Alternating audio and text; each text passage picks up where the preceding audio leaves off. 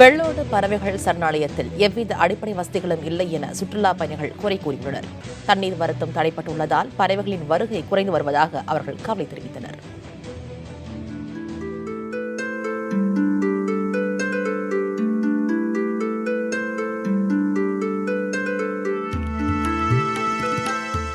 ஈரோட்டிலிருந்து சென்னிமலை செல்லும் சாலையில் கடல் மட்டத்திலிருந்து சுமார் 240 மீட்டர் உயரத்தில் அமைந்திருக்கிறது வெள்ளோடு பறவைகள் சரணாலயம்.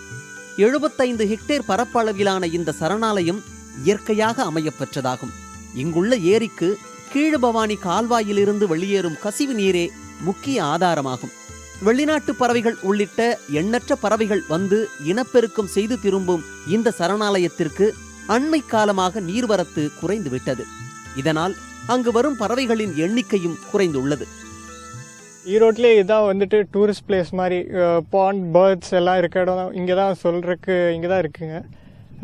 Pelican, pond heron, painted stork, அப்புறம் இந்தியன் ரோலர், அப்புறம் அந்த மாதிரி நிறையா வெரைட்டி பேர்ட்ஸ்லாம் இருக்குங்க.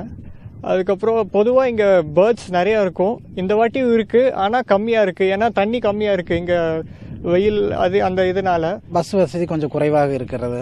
அதை கொஞ்சம் அரசு பார்த்து சீக்கிரம் அதை ஒரு நல்ல இது பண்ணாங்க, இன்னும் கொஞ்சம் நல்ல டெவலப் ஆகும். அப்புறம் பறவைகள் இங்கே நிறைய வர்ற சீசனில் ஒரு துடுப்பு படகுகளோ அல்லது கால்மீதி படகுகளோ கொஞ்சம் தண்ணி நிறையா இருக்கிற சமயத்தில் அரசு ஏற்படுத்தி கொடுத்தாங்கன்னா இன்னும் கொஞ்சம் இந்த பறவைகளை நல்லா பார்க்குறக்கு அருமையாக இருக்கும்.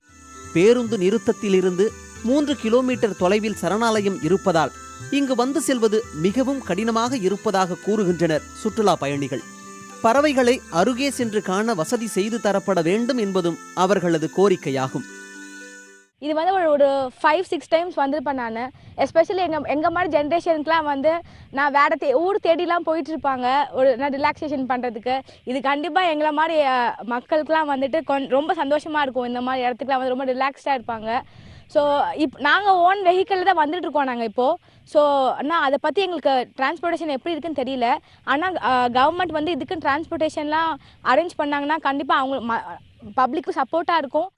தற்போது கீழ்பவானி கால்வாயில் தண்ணீர் இன்றி வறட்சி நிலவுவதால் தான் வெள்ளோடு சரணாலயத்திற்கு நீர்வரத்து இல்லை என்று கூறப்படுகிறது.